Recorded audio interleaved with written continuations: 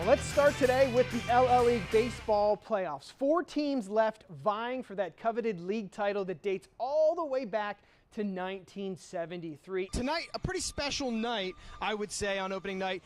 It's May 4th, Star Wars night. You guys have to be excited about the kind of the craziness that's going to go on with that. What can people expect when they come out here? You know, May the 4th be with you. Our coverage of the 2015 U.S. Women's Open continues here at the prestigious Lancaster Country Club. The 4 days of competition will test the best female golfers in the world on every single shot they take. We are following wrestlers from Warwick, Garden Spot, Calico, Manheim Central, and it has been a good start to the tournament so far. We should mention one big factor tonight here in Lidditz. The temperatures are tipping out right now around 90 degrees, so coaches and trainers obviously keeping an eye on it. They've had their players hydrating all week long. We'll move indoors to the volleyball court, where the LL League Championship cannot be affected by weather. Unbeaten Manheim Central back in the title game for the 2nd straight year, but they had to contend with a Hempfield squad that has filled up so many boys volleyball trophy cases, they are now renting out storage to hold them.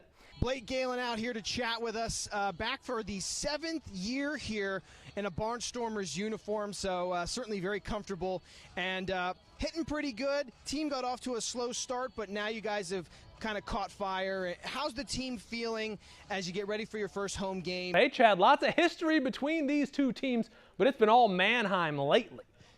You are correct, Brian. These two teams have been playing since 1948. Warwick getting the win in that first year, by the way. It was a pretty even rivalry all the way up until 1983. But since that point, it has been 20 straight victories for the Barons. We're here at the Lancaster Country Club, home of the 2015 U.S. Women's Open. I'm Chad Landers, joined by Lidditz native and local amateur golfer Allison Weaver. Now, Allie, you are very familiar with the course. Why don't you explain a little bit some of the difficulties that the golfers will be facing? What's the thought of potentially, you know, they haven't made up any sections, you guys haven't seen any of that yet? Well, we have seen proposed sections. Hit me with it, this is breaking news.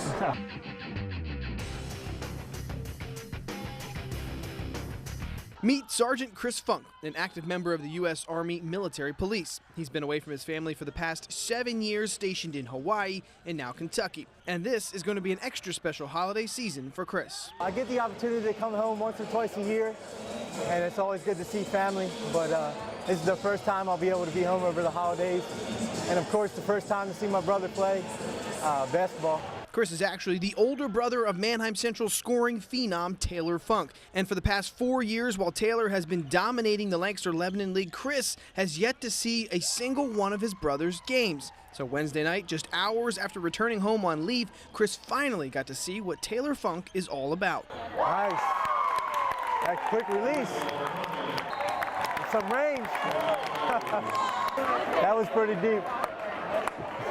It's been good just to be here live, to see his abilities. He definitely calls me, lets me know how good he's doing and how the team's doing. But just to be here in the atmosphere with all the family around and just be able to see him play for the first time, it's a phenomenal feeling. It's really exciting. I'm so happy he's here. This is what we've been waiting for 4 years. So I think before college, it's just fun to have him watch one game. I think he's real proud of him. He just keeps saying, get in the paint more, 6'9", you better get in the paint. It's just fun to have Chris here. He knows the game, and he regrets not getting to see him much, but that's what happens in the military. You're not around. The night's festivities just the start of a Christmas celebration for Chris and his family that has been a long time coming. Looking forward to being with family Christmas Eve and just spending time with the family. It's very rare that we all get time to get together and due to it being the holidays, everybody's home. That's the best thing, just being here with family. Beautiful sunny day for competition at the prestigious 121st Penn Relays. 8 different states in the country of Jamaica represented in Friday's high school discus event.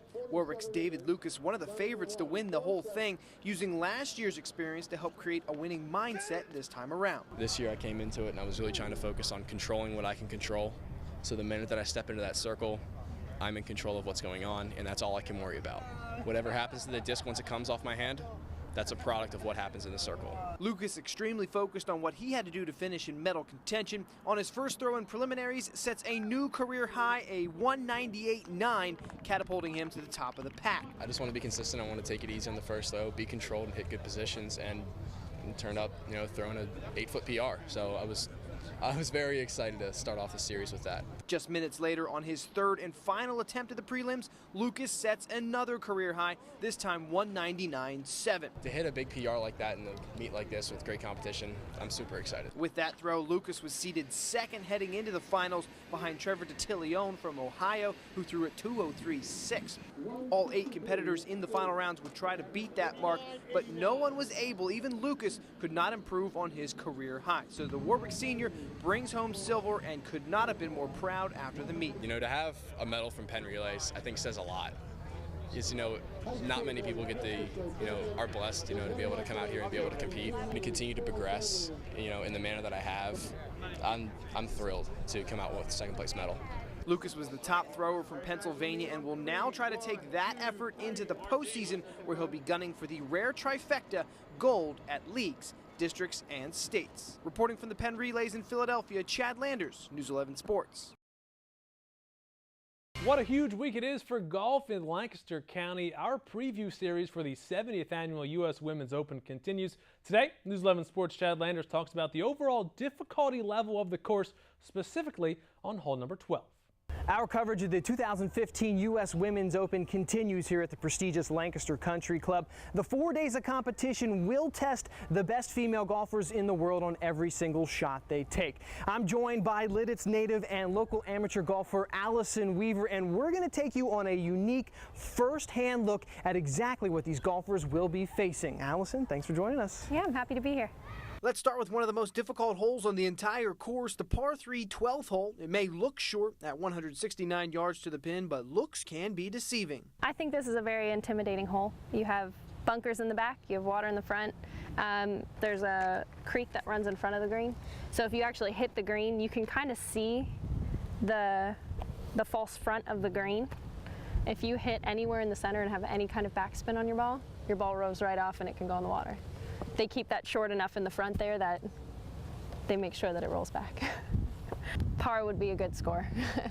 So golfers will pay special attention to the water in the front of this green, but if their tee shot sails long, they'll have a whole new set of challenges ahead of them, starting with the 4 large bunkers on the back side of the green. It's extremely tough. You have to get it out of the bunker, and not only get it out of the bunker, you have to get it the right speed to get to the hole but not go in the water.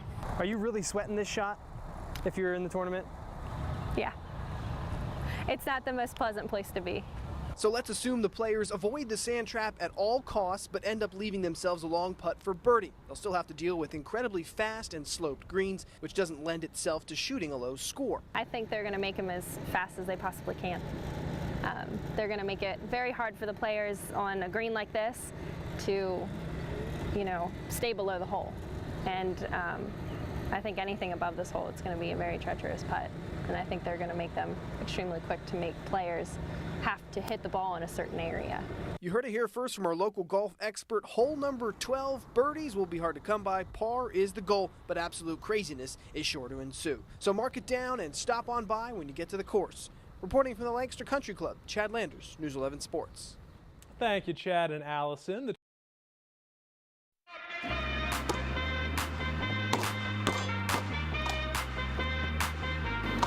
We're now over here at Spooky Nook Sports to catch up with Manheim Central's team leader and leading scorer, Taylor Funk. Thanks for joining us. Are you ready to shoot around and answer a couple of questions for us? I'm absolutely ready. Nice. All right, so it's been a couple of great years for you, 3 years. Tell us what it's been like to play for Manheim Central and all the great teammates you've had. Well, it's been great. I mean, coaching has been incredible. The teammates, the great guys. We never had any trouble with any of the guys. Stay out of trouble. We have a lot of fun when we play. We're just all good friends, and we know how to play basketball. We know how to have fun with it. Talk to us a little bit about the recruitment process. That's a big deal for everybody in high school. Obviously, early on, you figured out you were going to play at a pretty high level. Tell us about why you picked where you went and kind of how that all went down for you. I picked St. Joe's. The coach, I mean, he's incredible. He's like a father, and that's what he preaches. He preaches family, school, basketball, but he's told me, he said, I'm going to be your dad for the next 4 years, and that's exactly what I wanted in a coach. One final test. Again, I apologize, we're not in school, but we are at your favorite spot on the court. Let's end the interview on a good note. All right, make this one. All right. There you have it. Never a doubt. Taylor Funk, thanks so much for joining us today. Have a great season. Coming up after the break, we will take a look at more of the impact players around the Lancaster Lebanon League that should really shine this year. Spoiler alert, Taylor will be one of them. We'll be right back.